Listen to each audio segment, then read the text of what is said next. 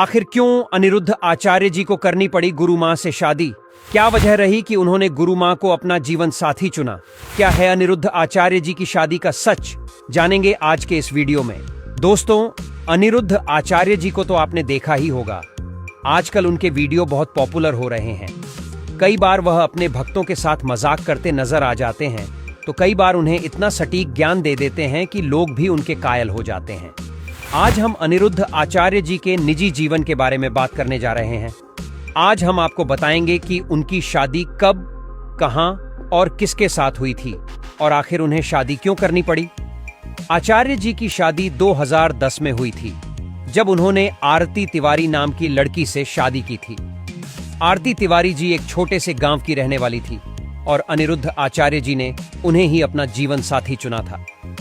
आरती जी का जन्म एक बेहद ही गरीब परिवार में हुआ था। उनके परिवार में कुल 4 परिजन हैं, उनके माता पिता और एक छोटा भाई। उनके गांव का नाम धर्मपुर है।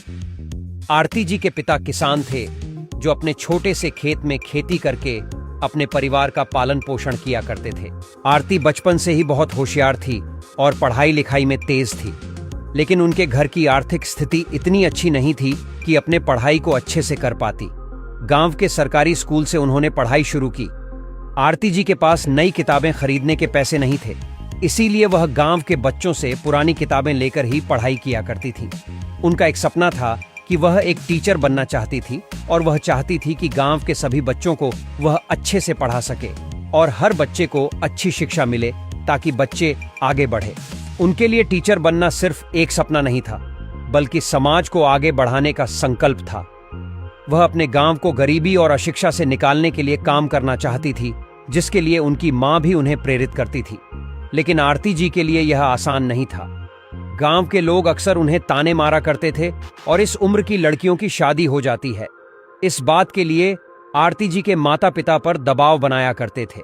स्कूल पास करने के बाद उन्होंने शहर के कॉलेज में दाखिला लेने के बारे में सोचा, लेकिन वहां की फीस जमा करने के लिए उनके पास पैसे नहीं थे। इसलिए उनकी मां ने अपने गहने बेचकर उन पैसों से अपनी बेटी का एडमिशन कॉलेज में करवाया था। कॉलेज में पढ़ने के साथ साथ उन्होंने बच्चों को ट्यूशन पढ़ाना भी शुरू किया, ताकि अपना खर्च निकाल सके। कॉलेज पूरा करने के बाद आरती जी वापस अपने गांव आ गई और एक छोटा सा स्कूल खोलकर बच्चों को पढ़ाने लगी। जब यह बात एक दिन आचार्य जी के पास पहुंची, तो वह आरती जी से बहुत इंप्रेस हुए और उनसे मिलने के बारे में सोचा। आचार्य जी आरती जी से मिलने गांव आए, उनके माता पिता से मिले और आरती जी से भी कुछ देर बात की, जिसके बाद उनकी बातों से और विचारों से आचार्य जी इतने प्रभावित हुए कि उनसे शादी करने के बारे में ठान लिया। उन्होंने अपने घर पर माँ बाप से बात की और फिर आरती जी के माँ बाप से बात करके इस रिश्ते को पक्का कर दिया और दोनों शादी के बंधन में बंध गए।